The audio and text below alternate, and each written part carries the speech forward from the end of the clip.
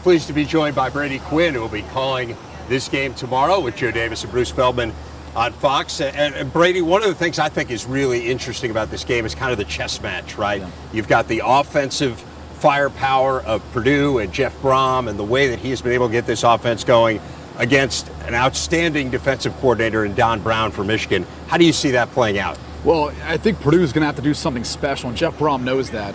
Look, you look at that Michigan defense, they've got so much talent, so much size and speed that you have to try to slow them down. So there's going to be some gadget plays, there's going to be some trick plays, some misdirection, and they're going to take some shots too, because I don't think they're going to want to let the Michigan defense put a bunch of bodies around the line of scrimmage to try to beat them up on the outside and press man-to-man coverage. So they've got to do something to soften them up. Jeff Brom knows that. I wouldn't be surprised if you didn't see some of those early shots and trick plays in the game in the first half.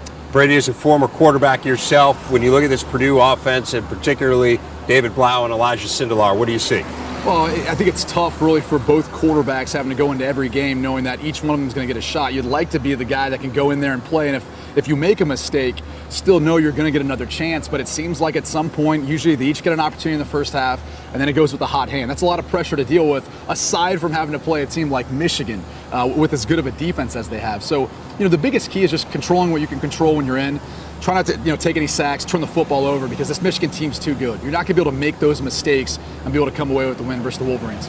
How about on the other side for Michigan? Offensively, we know about 1 touchdown and 10 red zone trips. They're 1 of 13 passing for -1 yards in the red zone. What's going on there? What do you see when you watch the film? It seems like the wheels kind of fall off the wagon. And what happens is, they've got the big plays in the running game and really even the passing game when they're in the field. Once they get inside the 20-yard line, all of a sudden they're averaging 1.8 yards per carry running the football, so that becomes tough. And then in throwing the football, Will Spate's just not giving his wide receivers an opportunity on the outside. And I don't know if he doesn't trust them quite yet because of their inexperience. They're one of the least experienced groups coming into the season. Now Tariq Black, their leading wide receiver, is going to be out. So he's going to have to start throwing more of those 50-50 balls and trusting those guys coming up with those plays. Injuries on the other side for Purdue defensively, how much does that affect them? I think, again, you're looking at a team that doesn't have a ton of talent, isn't as deep as Michigan, so it's going to play a huge impact. But, again, I think Nick Holt, Alexander, those guys are going to find a way of utilizing the talent that they have and trying to mixing up some of the personnel, some of the scheme to maybe keep Michigan from being able to have their way with them. What's the recipe for the upset?